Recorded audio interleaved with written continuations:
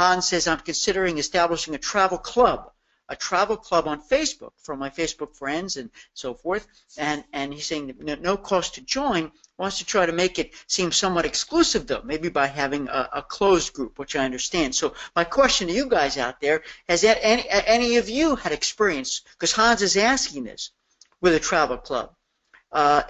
Did it work? Do you do it now? He's saying you update the page with cruise and travel specials, group specials, travel tips, travel-related surveys, stuff like that. So I want to give you my 2 cents there, because this, it's interesting, because back in the day, years ago, there were a lot of travel clubs I was aware of, especially when I worked on the supplier side, because these travel clubs ended up being pretty big accounts when I was on the cruise line side, for instance. And then I don't see too many of them anymore. Why? Because the internet, things just got more spread out, and although there may still be some existing. Now, my 2 cents on this, Hans, and for everybody who's considering this, as a consumer, there's so much information available with a click away. What's the value of belonging to a club, especially if it's free? These days, the way I see things happening is when people like a page or subscribe to get the weekly update, or subscribe to get the top 10, or subscribe to get the monthly newsletter, that's almost, to me, that's sort of the new today's club. Okay, today's club. And so people sort of feel a part of the community versus a club. Now, unless, Hans, now I'm going to take it a little step to the side here.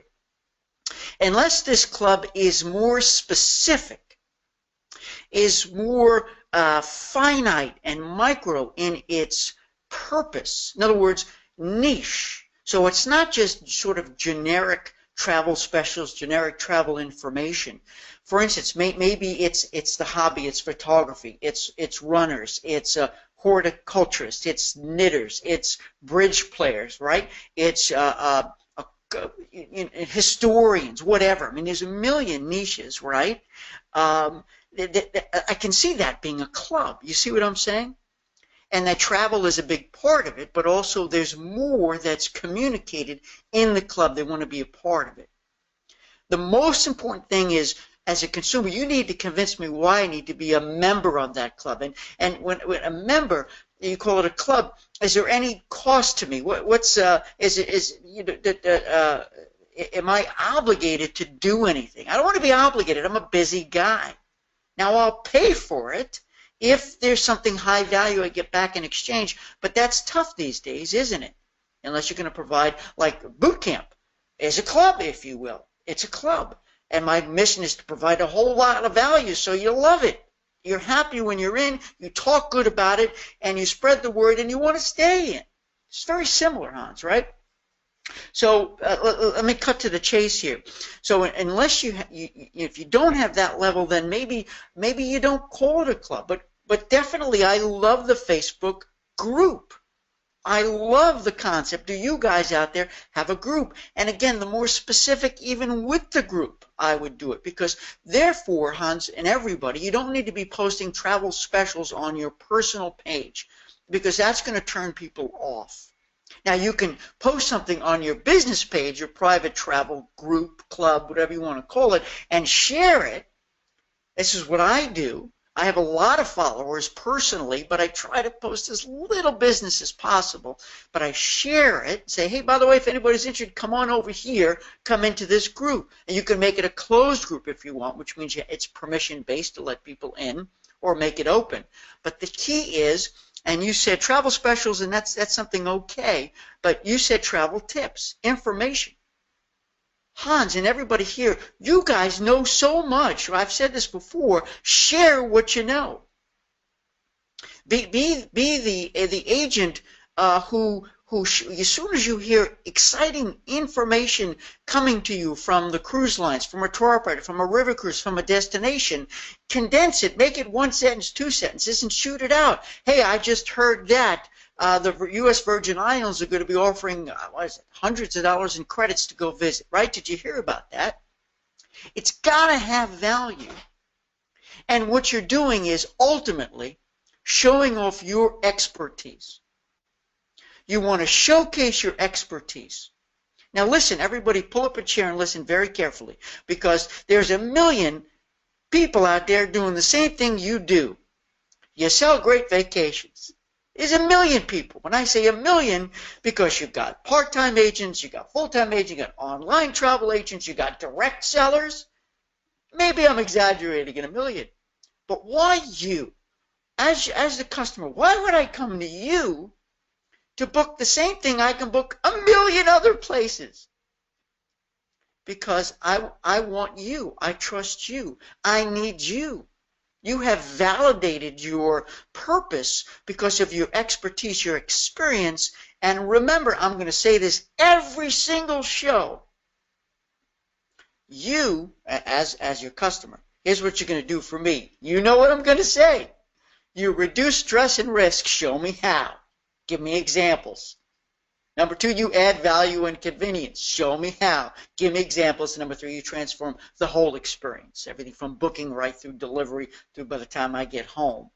You transform the experience from good to better to best. And there you have a club. I'm afraid of the word club, though. I don't know, guys. Let me see if there's any comments. I'm going to move on to the next one and see what everybody else has to add here. Happy New Year, Lena. Everyone's still coming in. Terlisky is here. Good morning, Terlisky. We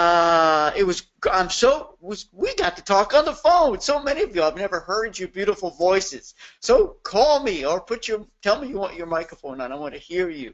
I'd love to see you too. Maybe I'll get to see you at a show somewhere around this year, all of you. Sound issues. Michael, am I back online? Can you hear me? He said he has sound issues. Michael says, would a meetup group have the same as a travel club idea? Yeah, a meetup group. Anybody else do meetups? We talked about this briefly. I don't have any new experience with meetup groups, and I think a lot has to do with the area you live and maybe the subject. But yeah, anybody who's going to go look at meetups and join a potential meetup group, they are passionate for something, and that's why if it may not just rely on travel, my friends. You may need another foundation, and travel is a component of it. You see? So you guys have a hobby. You love to, maybe it's politics. I don't know what it is. And then travel is part of what you do together. But a meetup is awesome, and it goes through what Sam says. Let me just skip to this for a second, because we're talking about networking and getting together, especially local or virtually. Listen to this, everybody. We talk about networking. So, and I just have to read this. It's wonderful. Stuart, after almost a year of volunteering, participating, networking, and joining organizations, I finally got a call from someone who says she saw my picture in the paper and asked me to put together a tour to Alaska. 6 couples, balconies, and suites. Congratulations, Sam. Also, in chatting, we discovered she knows my brother and sister-in-law. I was just wondering if anything I was doing was ever going to pay off, and now wondering, is this normal? I'm participating in a business expo in March, anxious to see if that exposure will result in any bookings. Here. Absolutely. You put yourself out there.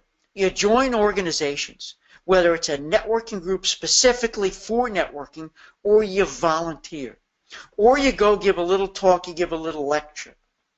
And you never know when it's going to come back to you. I gotta believe you all have stories like this. I have a ton, because I told you, I've been in Memphis about 3.5 years now, and in 2016, that was my year of getting integrated into the Memphis community. How do you do it? Not by advertising, not by selling yourself, but by getting out there.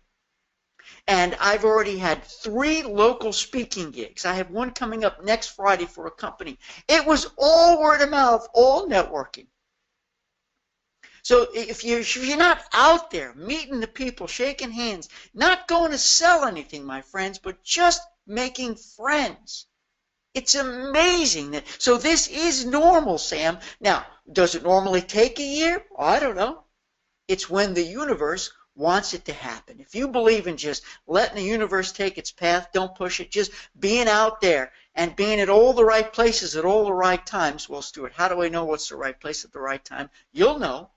Because it'll feel good, it'll feel right. It'll feel good. It'll feel right. I go to events. I see people now I know for the first time. I actually know people. Normally, Kimberly, my wife, she knows half the people. Now, I know people, and I introduce her. You see, now I'm getting phone calls to do stuff because I volunteered, because I'm networking, and I'm out there. And I'll tell you a really quick, funny story that it happened. The networking is amazing personally, too, because with the Memphis Visitors and Convention Bureau, I joined. I made friends there. I had made up separate appointments. I met with everybody, and I wasn't selling myself. And I'm hoping maybe they'll ask me to do their keynote this year for the big convention. Maybe they will, maybe they won't. But I'm out. They know I'm alive. They know I'm alive in what I do. Well, I ended up getting a phone call from an organization who came to Memphis last year to have their annual conference. Now, they have no money to pay because they needed judges. They didn't have any speakers. And it is to judge college students in a business competition. They come in from all around the country. And I said, sure, I'll do it. Right? There's no pay involved. And they gave me snacks, not even lunch. Paid for my parking, and it was at the Peabody Hotel. Who wouldn't want to go spend the day at the Peabody? And it was fun. It was an interesting, fascinating experience. But long story short, I met one of the judges. I had mentioned to him that I was, I don't know, lake houses came up. And he mentioned a name. Oh, you got to check out this lake. And I had never heard of it. I wrote it down. Fast forward months later, my wife says, hey, we got nothing to do today. Let's take a drive. Now, this is a couple of months ago. And go see this community. I said, okay, it's an hour's drive, pretty drive in rural Tennessee. And fast forward, okay, from the day we drove through the community, saw it, like 45 days later, we owned a lake house. And that's because I put myself out there. I did something volunteer. I expected nothing in return. When you expect nothing in return, other than just to have a new experience, to make friends, amazing things happen. That's good stuff. Let me check the boards here. Hans, and we're talking about travel clubs here. No cost obligation. I like it. Hans said, I think club may be the wrong term. Yeah, I understand. I know where you were going. Basically, you want to start a new community. A community of something lovers, of coffee lovers, of tea lovers, of society lovers, of fast car, exotic car lovers. You know, that's what I'm thinking. You know, really a community. Hey, Jay is here. Happy New Year, Jay. Dawn says club exclusivity. If it's destination oriented, have dinner or monthly, quarterly meeting at a restaurant. For that destination's cuisine. I love it. So you tie it all together, or have members take turns hosting a monthly gathering at a restaurant of the cuisine of that country they are interested in. You can grow camaraderie and enthusiasm. I love that. You know, these things don't have to take place in restaurants per se. They could take place in, you know, you sort of go house hopping, home hopping, or whatever you want to call it. And I'm not going to jump into this yet, but Sam's next, no, that's Hans's next thing we're going to talk about in a minute, about, you know, doing something with other local businesses. When you can have that meeting at their restaurant or at their store. So you're helping them, they're helping you, you're combining, you're commingling your clients. You invite your clients, they invite their clients, you're commingling. You're commingling. I was invited by my bank, my wife and I, to have a private event at one of those olive oil franchises, olive something, I don't remember the name, and it was really cool because the owner, the proprietor, knew that, well, he's got an opportunity to sell some oil and vinegars, and he put on a wonderful exposition to show. He taught us, and we did tastings, and we made a purchase. It was really cool.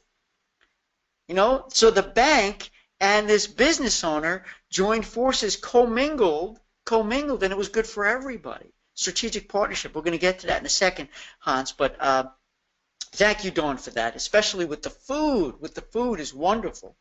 I love that because especially if you're traveling someplace, like, you know, we have a couple of local Jamaica restaurants, and before we went to Jamaica with the family, we went there so the kids could get a bit of a sample, you know, to get excited.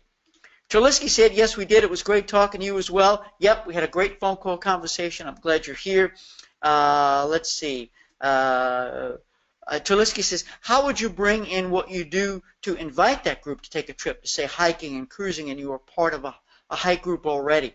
So here's the deal. If you're already part of a group, which is awesome, a hiking group, for instance, a biking group, you're just going to have a conversation. Don't sell. Don't sell. Just have a chat. Start a conversation.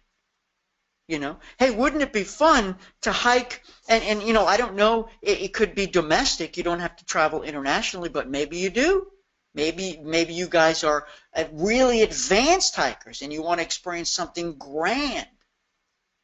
Or maybe you're just going to hike through the jungle in Puerto Rico, the rainforest. You know, I don't know. But you have a conversation. Hey, everybody, wouldn't it be fun has anybody ever hiked here? Or where would be your idea? You know, you don't even have to send a survey out. You ask the questions when you're with the group casually. Because you don't want to force anything, but you want to sort of have them to buy into the concept by asking questions and saying, I'm wondering, I'm thinking, I'd like to go here, would you? Kind of a thing. And you never know where it might go. Sam said, okay, Sam, thank you. She said to put her microphone on. Great. I'll come back to you, Sam. Thank you so much. Dawn says, networking. I highly recommend joining Master Networks.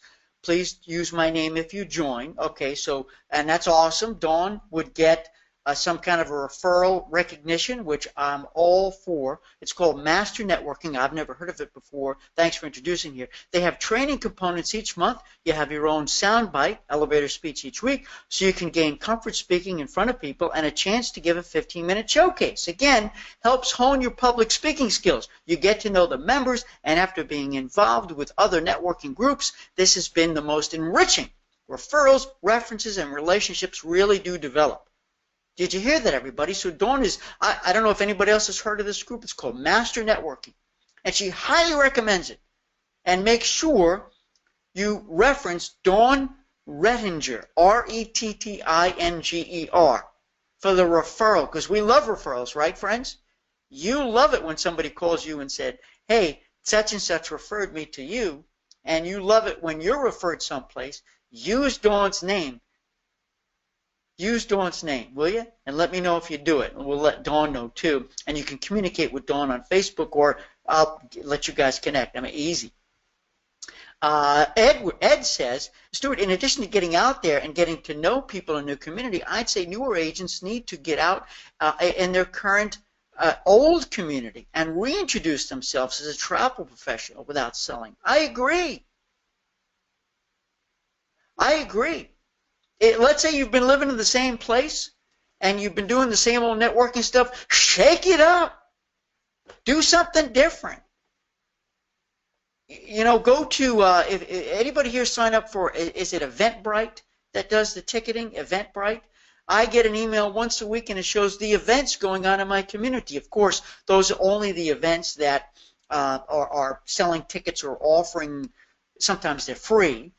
But there's people in my community that offer free webinars through Eventbrite, and I'm going to start doing that too myself. What about the local business newspaper? We have called the Memphis Business Journal that I devour. I read and I make phone calls when I see something. I've tried to communicate with the writers and stuff. I haven't broken in yet, but I'll get in the door. You watch. I'm going to keep asking first ask for a 15-minute meeting. I'm going to drop down to 10. Then I'm going to go to 5. Then I'm going to ask for a 60-second meeting. Something's going to get me in the door. But I love it, Ed. Go back out. Start anew. Reintroduce yourself anew. And I hope we're going to have time to talk about branding, because even before you get out there, you want to make sure your brand is consistent, it's solid, and it's understandable, and it has a purpose. A purpose. As we go into 2017, friends, we're here. What is your purpose? It can't be to sell travel. Your business purpose is to make a profit selling travel, but that's not your purpose. Your purpose, I've already said it before, but be real specific. I hope that you've decided on a niche, and obviously it's groups, but maybe a niche within the groups would be even better. Where are you headed? Tulisky said, such great ideas, great olive oil tasting before an Italy trip. Yes! And the local business owner would be tickled pink. Dawn says, Master Networks, I meant each week. They meet weekly, have a weekly tidbit and other training throughout the month. Cool. Lynn, thanks for mentioning the issues I'm facing with my group leader. I'd like Mike to discuss this with you. Okay, so we've got Sam and we've got Lynn who want a mic on. So hang on just a second because, all right, so we tackled that with Sam. And let me just see here. Since let me just go to Hans, then we're going to go to the microphones. What are your thoughts? This is Hans on working with other small business owners, because right, this sort of they flow together. Setting up what I might call like a business within a business. I would promote my travel products to their clients, friends, etc. And in turn, I would help promote the other company's products or services. You know, first of all, let's not call it a business within a business. Let's call it a strategic partnership. That's my favorite two words, strategic partnership. And I understand what you're selling, because ultimately you want to sell your stuff to their clients and they want to sell their stuff to your clients. We're not going to use those words because we don't want to come on strong, because then we're just another salesperson. And I know you know what I'm saying. This is just the business concept here. But I am a huge proponent, means I support, of strategic partnerships with local businesses.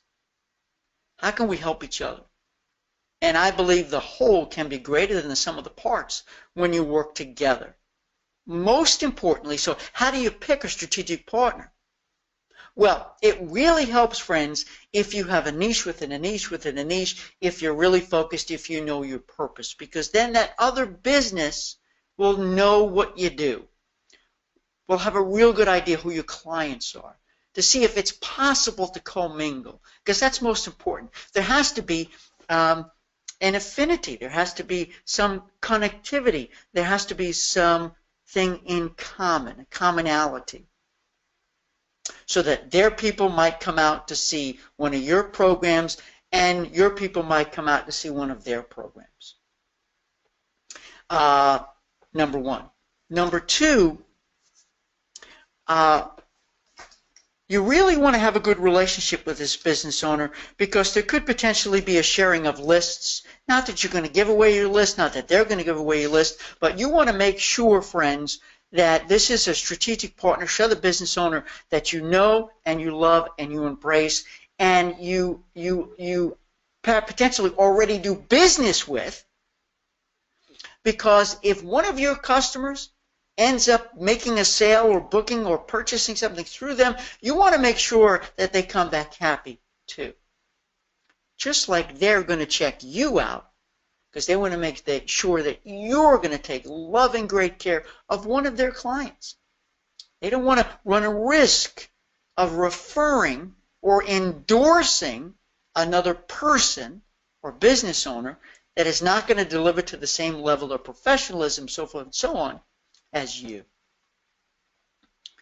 Number two.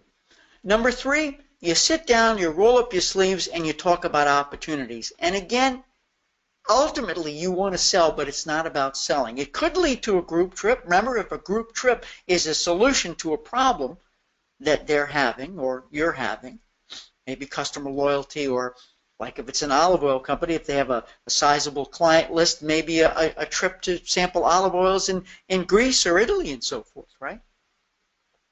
But what events? I love events. Have an event. Or together, you can publish a top 5 list once a week or once a month. Together, you can publish a new blog. Together, you can make news, because now that local business newspaper, like mine, the Memphis Business Journal, is going to say, hey, look at that. Look at that. Hans from Appreciation Cruises is working in partnership with Bob from Olive Oils or Us, and they're doing a seminar and olive oil tasting, and they're bringing in a local baker who is the baker pastry chef at Stuart's restaurant. And so you can have their bread, his olive oil, and now Hans is going to talk about the regions where these olive oils are from, because he's a travel professional. You know, you could just keep growing this, you know what I mean? And all of a sudden now the baker's going to invite his or her friends or family to the event too. It's beautiful. So then the final thing I want to mention here about is, referral compensation. You know, this is tricky because now you're going to have to trust they're going to tell you, and you're going to have to tell them about it. Yeah,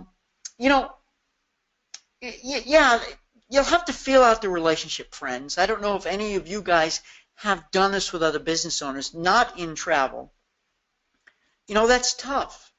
I kind of think that it becomes a quid pro quo. I'm going to put an endorsement on my website. We're going to publish blogs together. We're going to run events together. Let's do stuff together. We're friends. We're not competitors.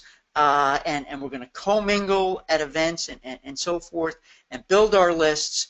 And, hey, let me know if you get a call from one of my clients, vice versa.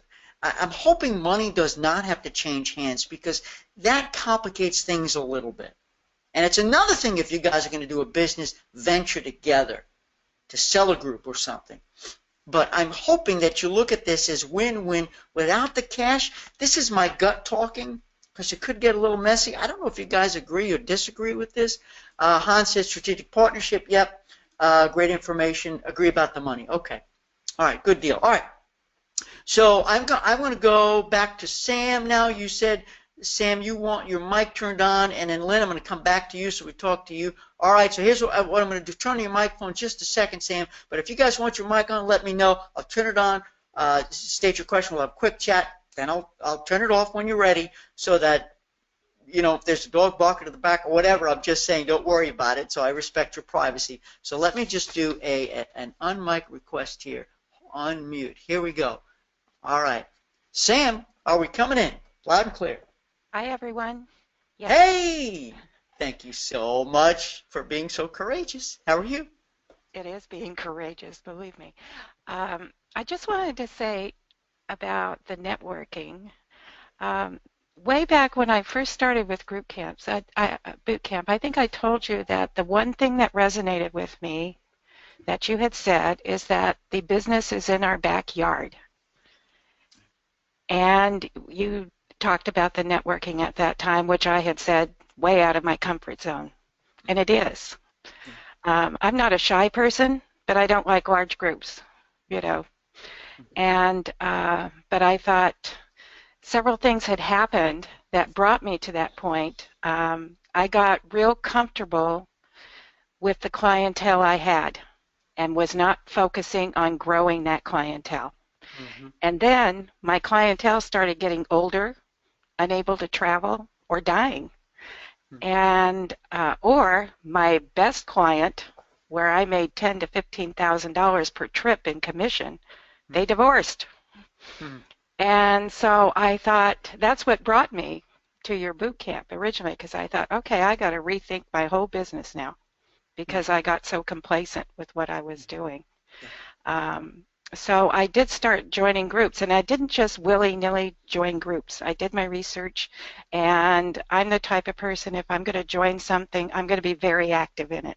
Mm-hmm. And like I said, after a year, I was thinking, geez, has this been a waste of my time? But I'm now seeing it start to pay off. I got a call yesterday from a woman that's in my swim class that I joined. To do a big family trip for her, cruise, another cruise to Alaska. And, slow. And then I got a call from another woman in the Seroptimists. I don't even belong to the Seroptimists, but I've been making a point of going to their events, mm-hmm. doing the handshaking thing, introducing myself. And so I'm doing a trip to Australia for 2 couples, Beautiful. So it is starting to pay off. And I just wanted to thank you for that, Stuart. It's been an education and a great experience as a result, and got me out of the house and from my desk. Yeah.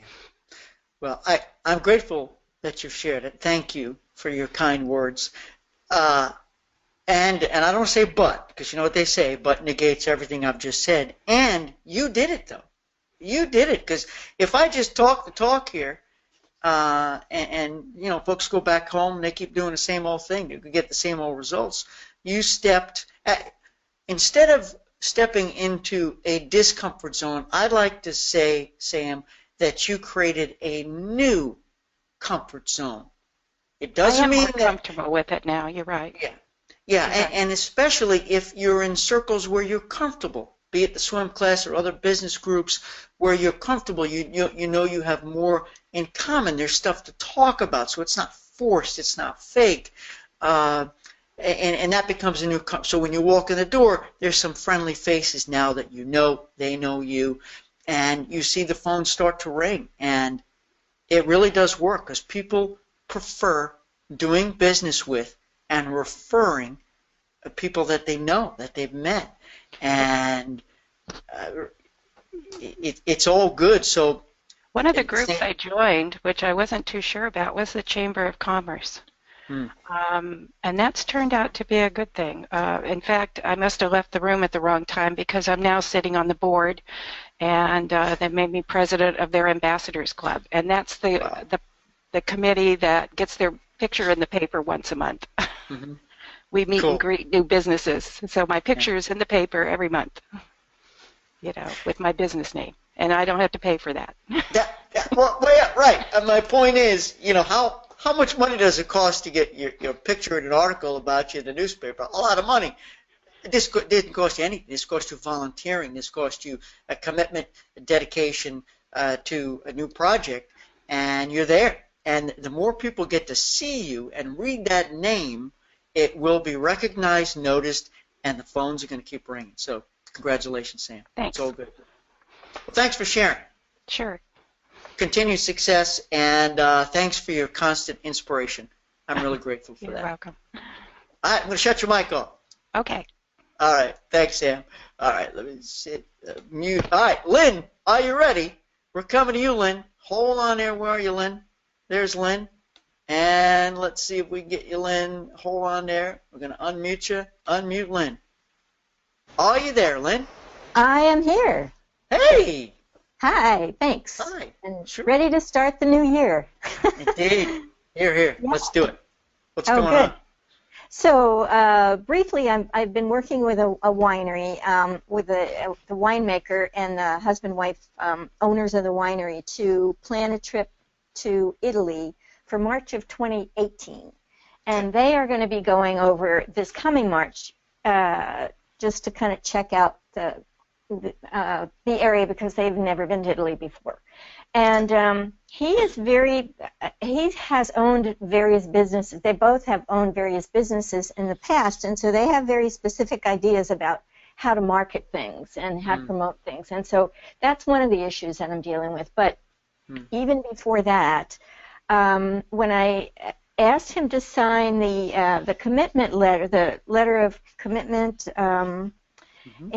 he made a note. I just said very briefly what my general responsibilities are and what his are, and he was uncomfortable with the responsibility that said secure the agreed minimum number of guests for the trip by the published deadline.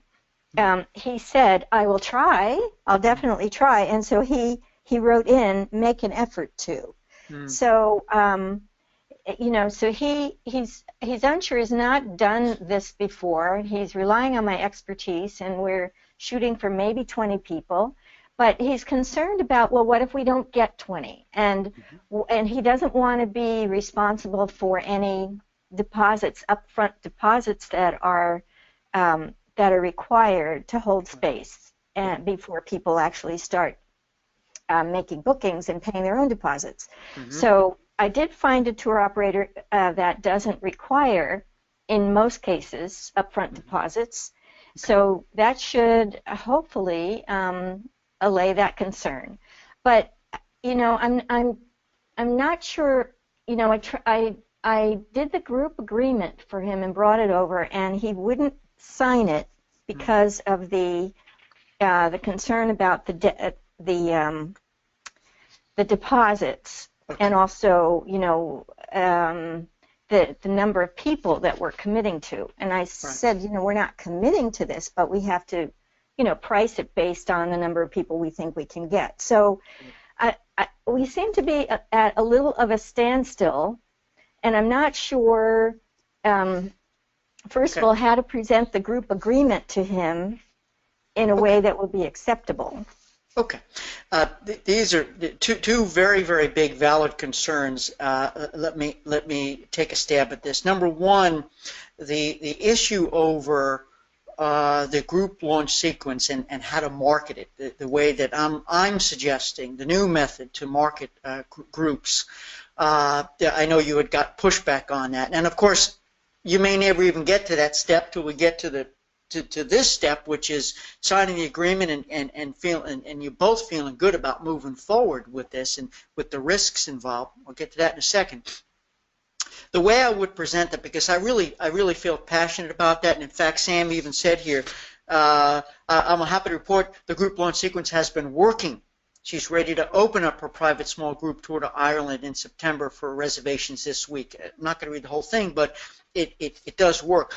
The strategy I would take with that, and everybody pay attention to this, because, you know, other businesses, they're used to putting a product on the shelf and selling the product. Period. You run an ad and you run a sale or you run a promotion or you put a nice display. This business is very different. The strategy I would say is, hey, look, if you were opening up a brand new store, would you just open the doors and then do the marketing and advertising, or would you do a true product launch, which is what all businesses and all restaurants do? Look at Apple. Before they launch a phone or a new version, they make a big deal about it. Before a restaurant opens, man, there's all kinds of press. They have VIPs come in and eat first.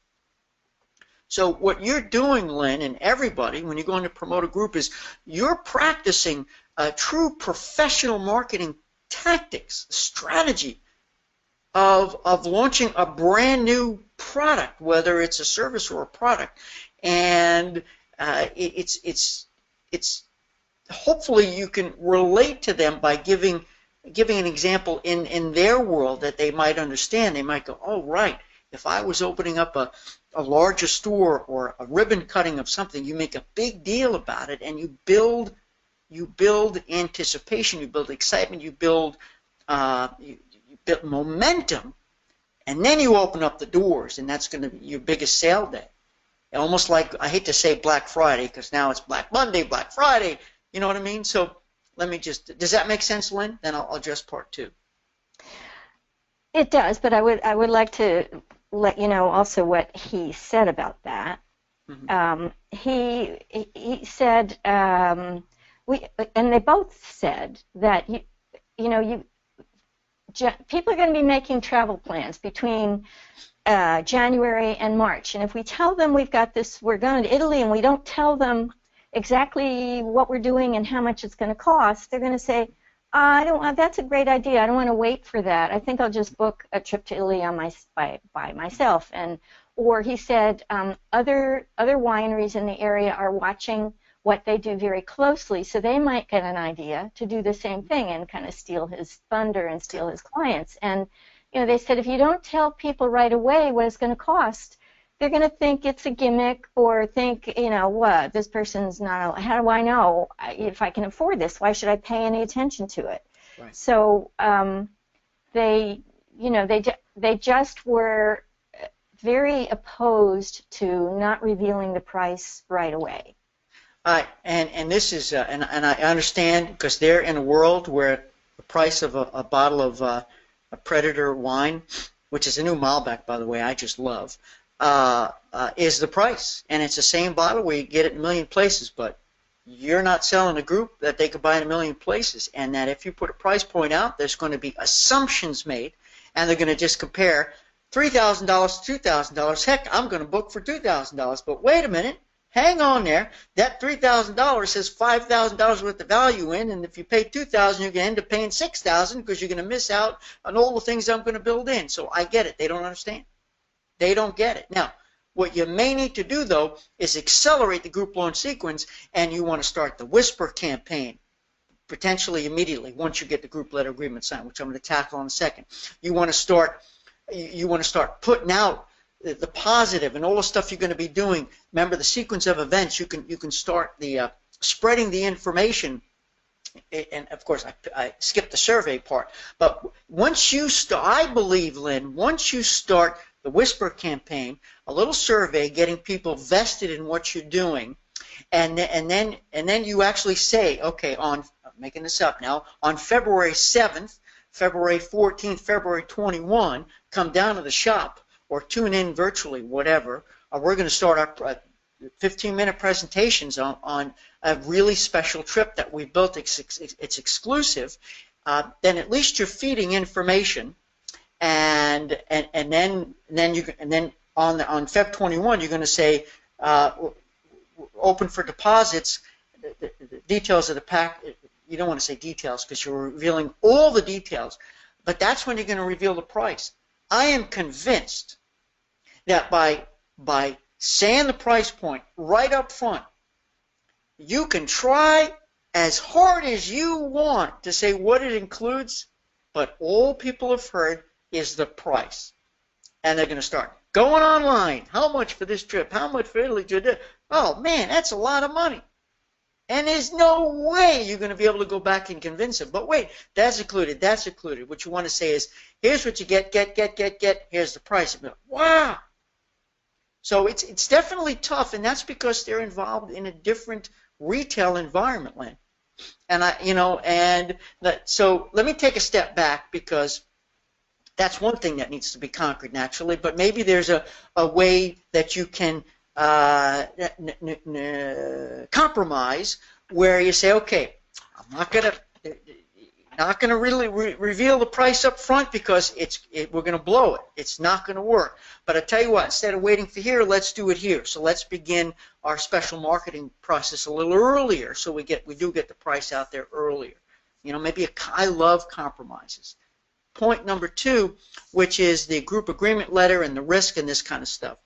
I think it's essential that you take a sheet of paper, you work out your math beforehand, and you determine, Lynn and everybody listening, what your break points are, where you're going to make money and lose money, where the trip is not going to go, it's not worthwhile going, where if you're providing something for your group leader, whether it's a free stateroom or a reduced price stateroom, whatever it is, they see that with the sale of 4 staterooms, they're going to get 50% back towards it. With the sale of 30 staterooms, they're going to get 75%. Almost like a sales organization has incentives for their salespeople. Hey, if you hit 50, if you reach 75% of goal, you get this. 100% of goal, you get this. 125% of goal, which means you exceeded it, it's a stretch goal, you get this.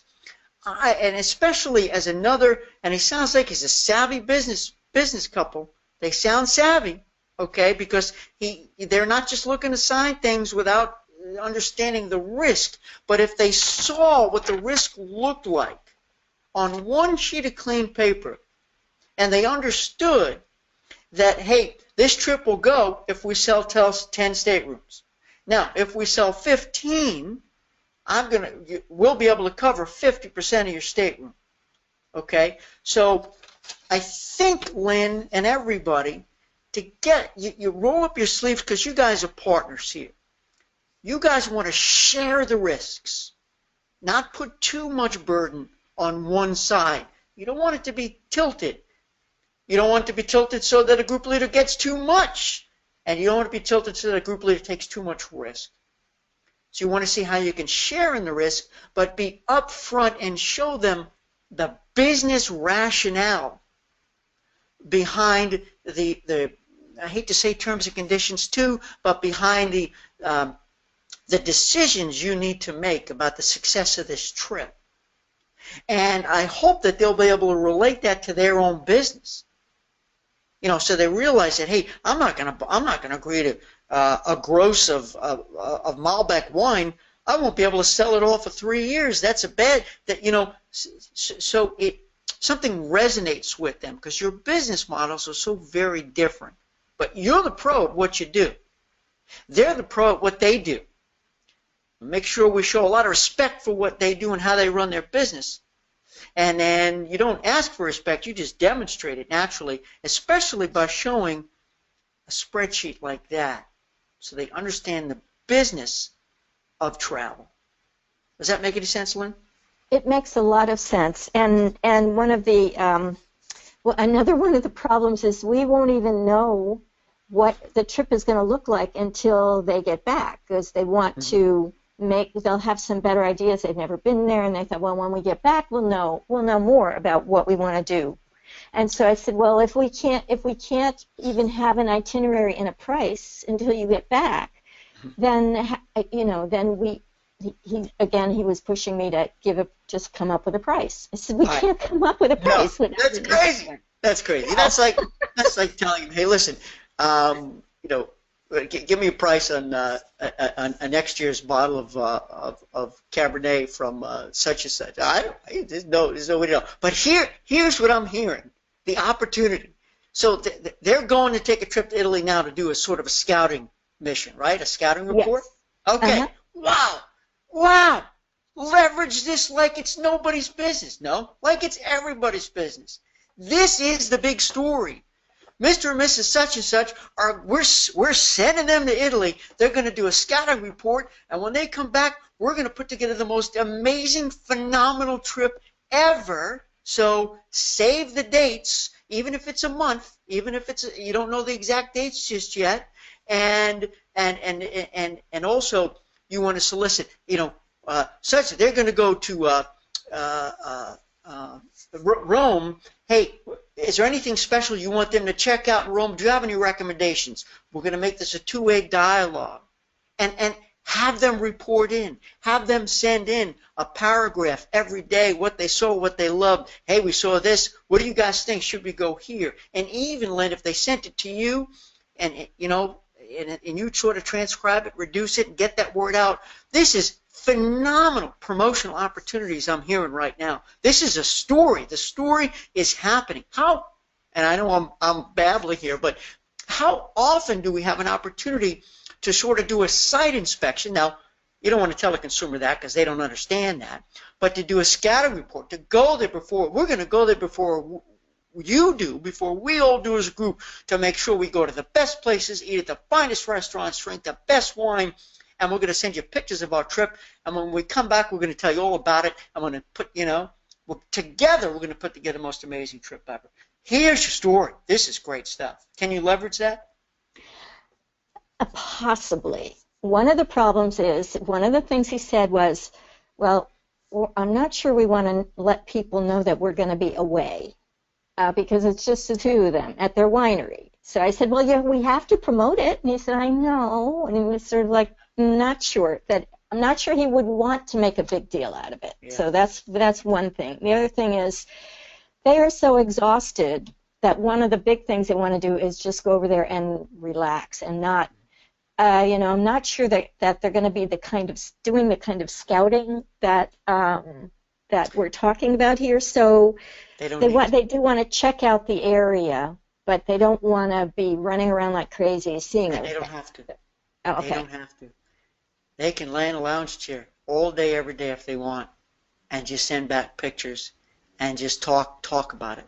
They don't have to run themselves ragged. This doesn't have to be a site inspection, as you and I know what a site inspection is, which is usually you're running yourself ragged, you're visiting places, you don't have time to relax now. So so don't put that pressure on them, but the way you're going to present that, you can market it. You can take a marketing liberty here. Yeah. And I think that's okay. I think that's a great idea, and I will propose it, and I'll see what they think. All right. Hey, Lynn, thanks for being gracious and putting your microphone on. This is great. Okay, thanks. Bye. And let's keep talking. We all want to hear how this turns out, yeah? Yes. Yes. I'll definitely keep everybody posted. Okay. And we're sending positive energies, positive vibes. Oh, one more quick thing. The group agreement. I was thinking I couldn't do it until we have the itinerary nailed down and have dates. But is there a way that I could just do the group agreement with a couple of pages and then have an attachment with the details later? Yeah, the only thing with the group agreement is that it can't at this point include what your deal is with them, because you don't know the rates and the markups and stuff and where those break points are for whatever you're going to give them. I don't know. We don't have time to go into exactly what they want to earn. But I think you can begin one, and you can say to come. And I think you can definitely, again, remember, folks, the most important part about a group agreement letter is that you write it together. But by doing it, it shows you're in control, because if they didn't need you, they would have done it without you.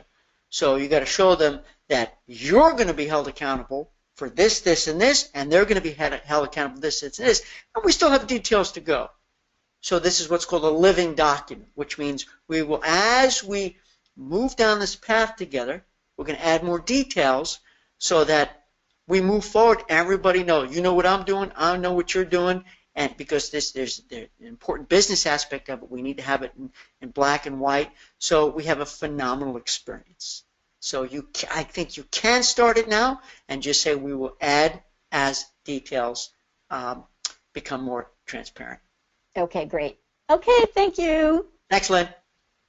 All right, we're going to mute Lynn. Let's see. So we got questions here. Wait, I put my glasses on. We got 4 minutes left. Oh, my gosh, time goes so fast. Sam said, isn't there a drop-dead date that the tour operator has given to meet the minimum and still get a full refund of any deposit? And I think Lynn found somebody like that. But, yeah, some are more flexible, some are not. But also, if you have a tour operator or a cruise line where there's a certain date where point of no return, where you get no money back, well, here's the deal, folks. Then if you don't have enough time to do the group launch sequence, to do proper promotions, and you're going to lose money, then push the date off. It's not going to work. Push the travel date off, or back up your group launch sequence. Start earlier, because you need that cushion. Because if it's a colossal failure and you're not going to go, you don't want to lose money. And easier said than done, but you got to make sure there's enough gap. So a lot of times people say, Stuart, how far in advance can we book this group? Can we start promoting it? I say there's no such thing as too far in advance, especially a big trip like Italy, especially a river cruise. People plan this stuff far in advance, at least to save the date, you see. Let's see. Okay, so awesome. All right, hang on here. Let me see what else we have. Dawn, haven't come up with a price point, so the pricing is on him. Well, Dawn says have him come up, but if he comes up with the price point, then what you've got is that it's an interesting idea, but what if Lynn can't fit the good stuff in? What if Lynn ends up coming, the best you can do is bare bones stripped down off the shelf product, and it's not high value? Then you're stuck in a price point. But what I would say, though, is, Lynn, and to everybody, Dawn, to your point, can you get an idea of a price range where they'd like to stick? Because maybe that's important for them, and maybe they know their clients very well. As an example, it is $3,000 per person. I'm making this up. Is that acceptable, including air all out? Can we, so this way, at least Lynn and everybody, you guys, when you go to put together, whether it's FIT or using a tour operator, you put a package together, and that may be higher than what you anticipated. It may be lower, but you know going in that you got to rely on their expertise. They know their clients. And you would hope that the number they come out with is reasonable, makes sense, and you can adopt that and say, you know what, that's possible. Because if it's not possible, you got to put the brakes on and say, hey, listen, this is going to end up being a 4-day trip to Italy. Not going to work. We're going to stay at youth hostels. Not going to work. Michael, I see you're in agreement with that. Michael says, pictures post on your own business page and tell customers where to go to view this. Absolutely. One of the things you want to do is, if they already don't have a Facebook group or a Facebook page, let's say the wine store does, if not on their own page, you start a separate group. Our 2018 Italy trip, whatever you want to call it. I did that with me. I have a River Cruise 2017 page. And I made sure I promoted it on my personal page and my business page. If anybody wants to come over, they can't see it. But that's a great way, thank you, Michael, for beginning to promote this whisper campaign, building excitement, building anticipation. So if another winery, another wine store, or whatever, they want to do this too, well, you beat them to the punch. You're already in gear. They're going to Italy. And remember, they don't have to run themselves ragged. Just report back, send a couple of pictures, having a great time. That's all. Tuliski is wishing you good luck, Lynn. Keep us all posted. Dawn says high price point could be good, then offer the better and best. Absolutely. Indeed. And so let's just say that they come back with a price point that's a little on the low side. Ask for permission. First of all, you want to make sure you ask for permission to package. That's critical. And number two, you want to say, I'm going to come back and offer you good, better, and best. And I'm going to show you why one is good, better, and best. And ultimately let them choose and then open it up to everybody. You know? All right, we are at time. And Dawn, thank you for participating. But Dawn, we didn't have a chance to go through your branding stuff. We're going to do that next time, and I promise you, and we'll talk about it on Facebook too, but I want to thank Hans, I want to thank Sam, I want to thank Lynn, I want to thank everybody who participated here, who were so active, and please make sure you sign up for January 17th. My friend Dan Chappelle, do you guys know Dan? Dan has been in the industry for many, many, many years, very, very knowledgeable. And his new business is all about affluent travel. And he has taken up my invitation to join us on the Ask Stuart Hour, January 17th, where we're going to have a theme. Our focus is going to be sort of affluent groups, affluent travel, because that's his niche, and I thought he can bring some really relevant information to help us all. With that, I thank you all. I wish you an awesome business day. Rock and roll. I'm so grateful that you guys are here. Happy sales.